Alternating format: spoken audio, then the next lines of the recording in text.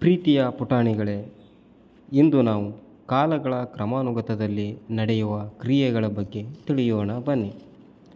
ಮಕ್ಕಳೇ, ಪ್ರತಿದಿನ ನಾವು ಬೆಳಗ್ಗೆ ಎದ್ದ ತಕ್ಷಣ ಶೌಚಕ್ರಿಯೆಗಳನ್ನು ಮುಗಿಸುತ್ತೇವೆ.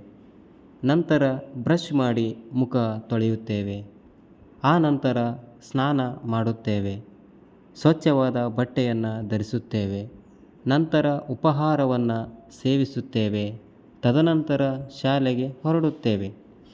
ಶಾಲೆಯಿಂದ ಬಂದ ನಂತರ ತಿಂಡಿ ತಿಂದು ಆಟ ಆಡುತ್ತೇವೆ.